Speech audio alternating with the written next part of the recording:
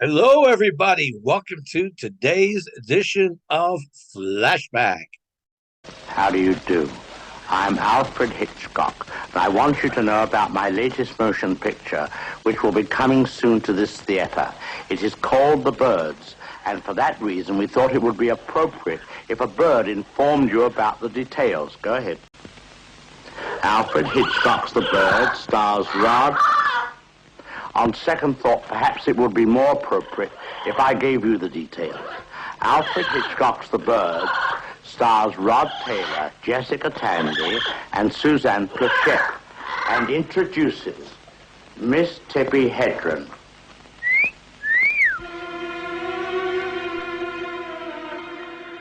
And yes, of course, I know you all recognize that famous voice, Alfred Hitchcock, of course.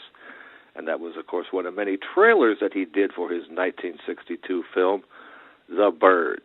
And as you heard at the very end of it, he said, introducing Tippi Hedren. And Tippi Hedren is going to be our next guest right here.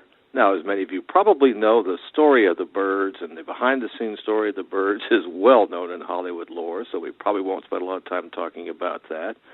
I do hope I can get Tippi to talk a little bit about Marnie, one of my favorite Hitchcock films. But her career has been much more extensive after her Hitchcock years. And among the many achievements she's had, well, above and beyond being the mother of Melanie Griffith. Well, thank you so much for inviting me. Well, the first thing that sprang out to my mind while researching this interview is that story about birds. Of course, everybody knows most of that story, I'm sure, by now.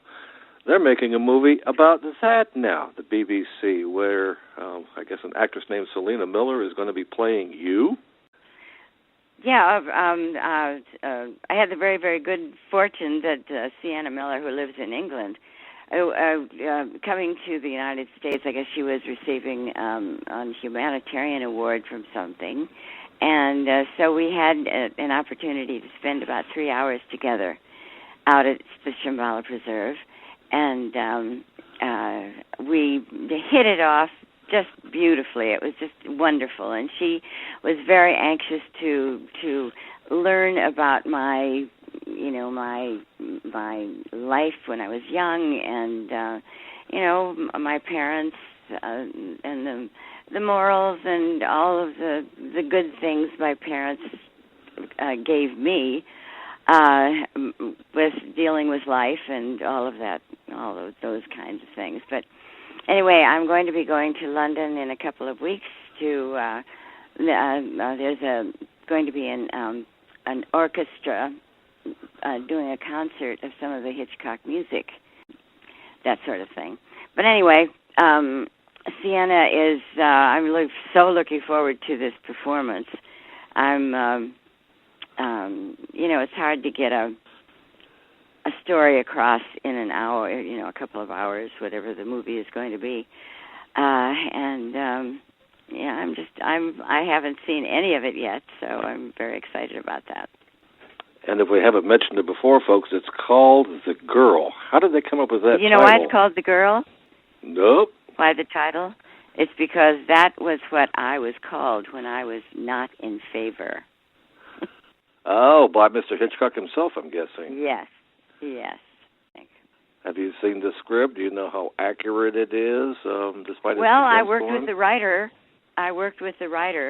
Gwyneth Hughes, on it. She talked to me often and interviewed me at length about those years, the Hitchcock years.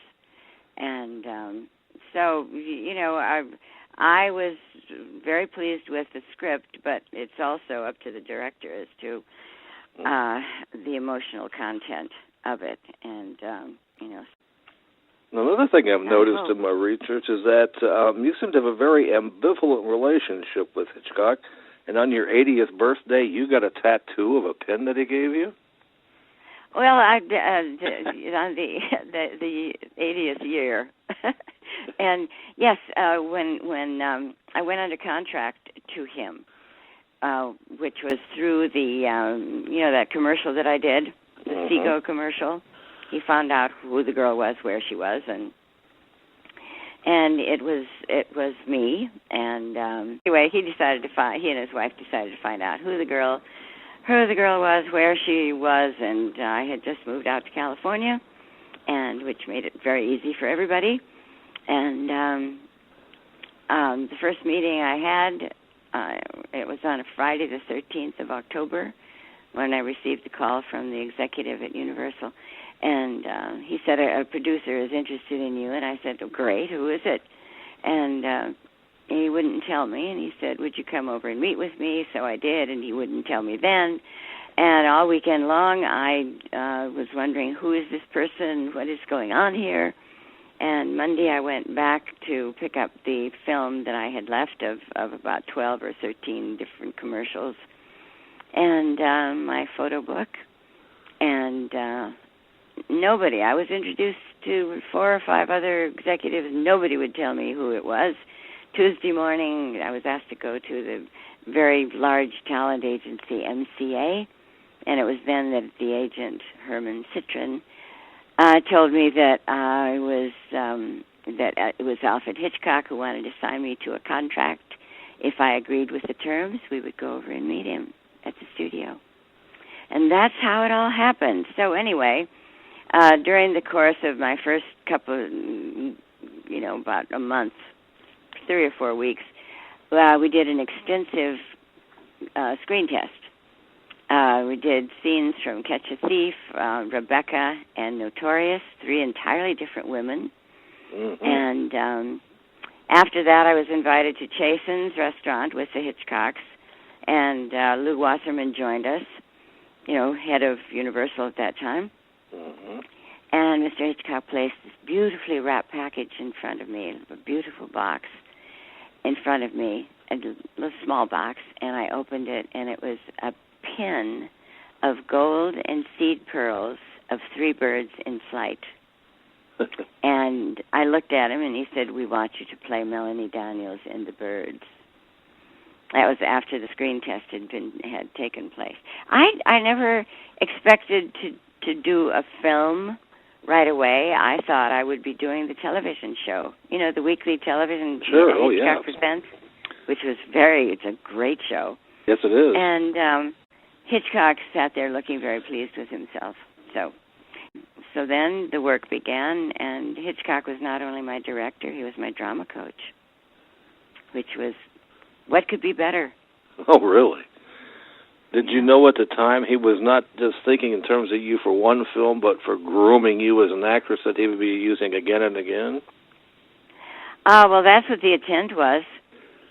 Yes, that was what the intent was. Anyway, getting back to the pin, I was at Universal City in Florida with some friends, and one of my girlfriends said, I'm going to get another tattoo. Tippi, why don't you get one? I said, never, never, never. and so while she was getting her tattoo, I thought, I've got the bird pin that Alfred Hitchcock gave me. I have it with me. That might be kind of wonderful, because it is a beautiful pin. And so I made the jump, and I brought the pin down to the tattoo artist, and it's on my right shoulder, and it's quite beautiful. And I did that in my 80th year. Well, I want to get back to Marnie a bit, because that's absolutely one of my favorite, I think one of the most underappreciated of the Hitchcock canon. What was it like to work? I think it was underappreciated because I think all those years ago, people didn't understand that if something very traumatic happens to a child and it isn't dealt with immediately, this is a story about that kind of situation and what happens to that person later in life, how it affects their lives. Well, I thought for you it was a real tour de force. Oh, absolutely. It was indeed. And in fact, critics of that time, when did it come out? 65, I think. Critics of that time have revisited the movie, and they give an entirely different critique on it after they've seen it in later years. And at that time, you worked with Sean Connery. He wasn't quite solidified in the James Bond persona yet, and his character in Marnie is completely different from really anything else I could think of that he's ever done. He was a real laid-back, gentle kind of character. What was he like to work with at that time? Oh, he was absolutely fabulous. I just loved Sean Connery. But I have to. May I tell you a story when Hitchcock was looking for the Mark Rutland character. He looked at every hot actor in the '60s, the first half of the '60s, and everybody from Marlon Brando, everybody, and he couldn't find the right person. And finally, one day he came into the office and he said, "I've found your Mark Rutland." And I said, "Great, who is it?" And he said, "Sean Connery." I said, "Sean Connery? The actor who just got out of Dr. No? The Sean Connery who is on Time magazine as being the sexiest man in the world? A man who could melt the iciest of blondes?" And I said, "Mr. Hitchcock, remember the character of Marnie is so frigid that she screams every time a man comes near her." I said, "How am I supposed to handle that?" And he said, "It's called acting, my dear." So, yeah, I never forgot that. Well, I guess the whole world knows that after Marnie, because of Hitchcock's other designs, you kind of were put on the shelf there for a while. But when you came out, that was my doing. That was my doing. He was a very controlling man, and I am apparently not a woman who wants to be controlled. I'll do the controlling. Thank you very much. So our relationship didn't work out at all.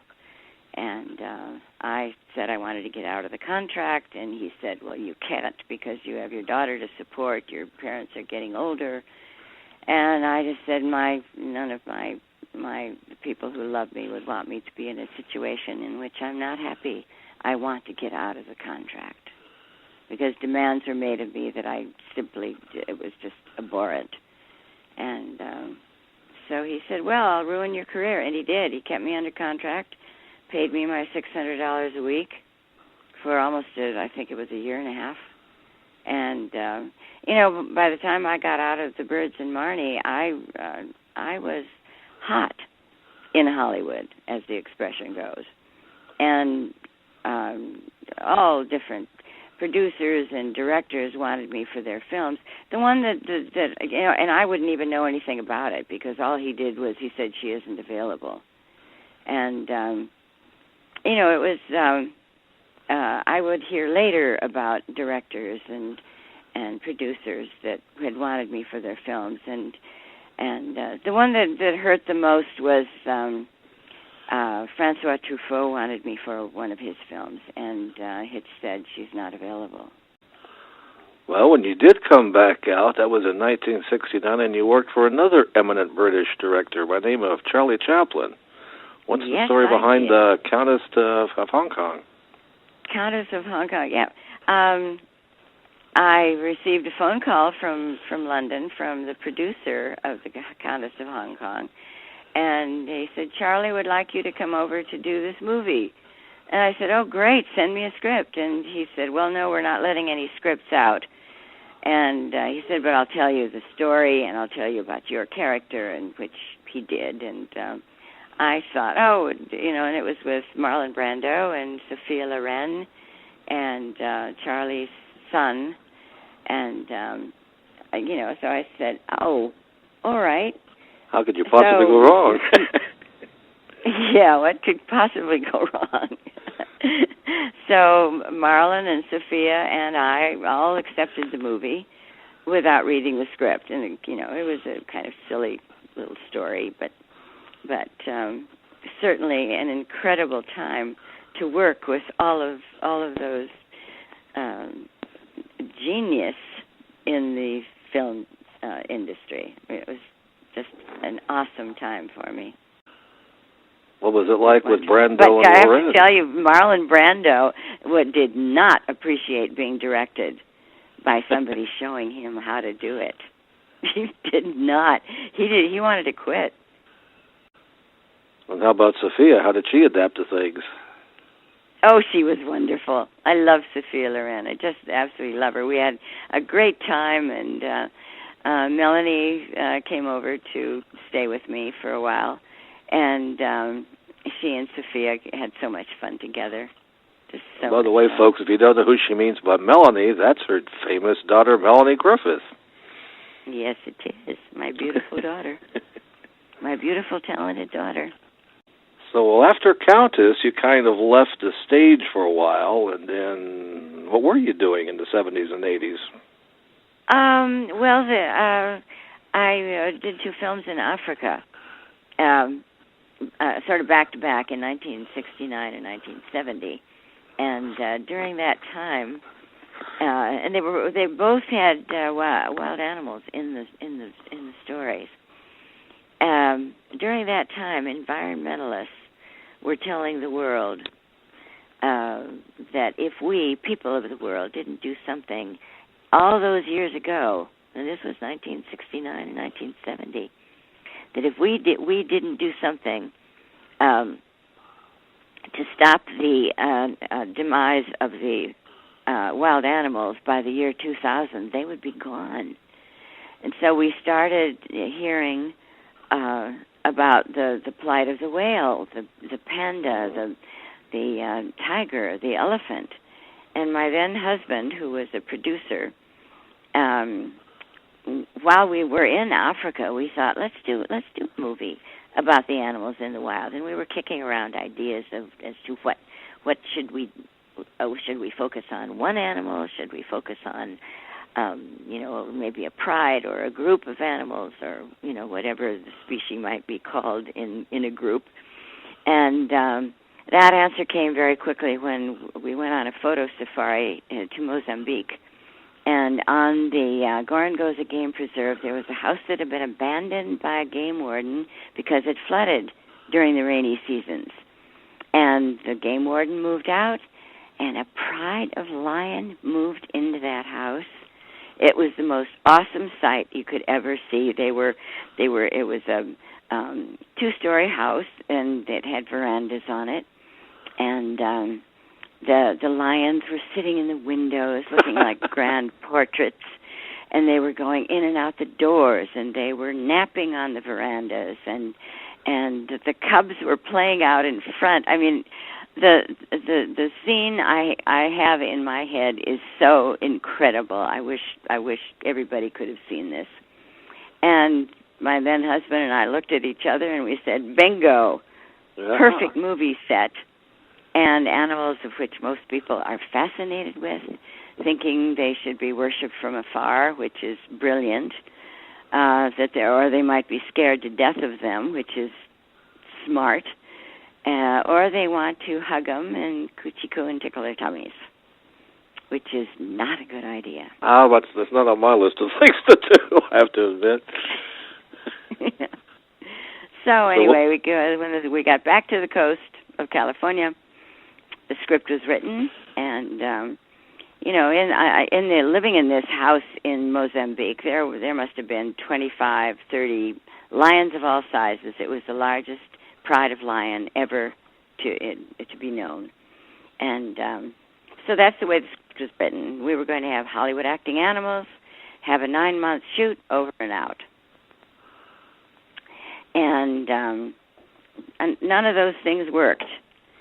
Because when we showed the script to the different trainers, Hollywood trainers of these acting animals, every one of them came back laughing at us, saying, you can't do this film.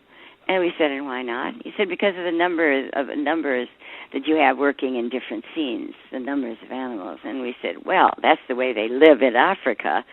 And every one of them said, no, it isn't that. It's because it's an instinctual dictate to fight a cat it doesn't know. I don't want my cat hurt. I don't want to be hurt. Get your own animals to do the movie, and that's what started what eventually became the Shambhala Preserve, where we've been rescuing lions and tigers and leopards and mountain lions and servals and different species of the exotic cat, who are all born in the United States to be sold as a pet. Well, before we get to that, did anything happen to all that footage? Was anything? Yes, the film was completed, and we released it. It went over to Europe and Asia, Australia, but the distributors in the United States wanted the lion's share of the profits, and we thought it ought to go to the beautiful animals who made the movie. So we are hoist by our own petard, and we never had a distributor. Is it possible to get it on DVD? What's it called? It's called Roar, like the lion's roar. All right, well, before we run out of time, we definitely need to mention a few things that you've been on. Well, people have been able to see you on TV shows like the 4400, which is one of my favorites back when it was going, and CSI. And nowadays, there's 3 generations of your family on stage or on screen, because I guess Melanie's got her kids involved in something. Yes, and Dakota Johnson, her oldest daughter, is. She's just doing wonderful work in films, and I'm so proud of her. And of course, my daughter is just such a brilliant actress. And has a rather remarkable husband. Oh, do you think? And for folks who don't know, that's Antonio Banderas we're talking about there. Well, in the next year or so, where can folks see you, or can they? There may be a series. Melanie is possibly going to have her own show, and I guess I'm not supposed to talk about it till it's been released publicly. But I'm going to play her mother, and hopefully that's going to work. Yeah, that'll be fun. It'll be wonderful. I love working with her. She's an amazing woman. Truly amazing.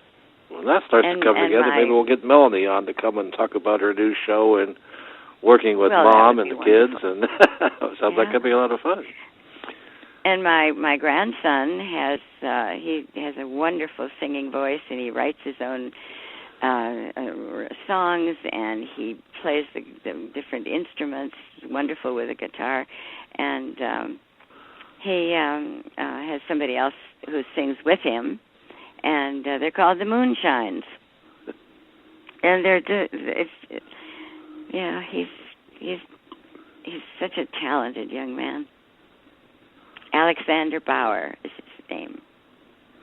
I was waiting to get the name in there. All right, well, now you folks, you've heard the story of a very talented family. Hollywood lore, just permanently part of her story.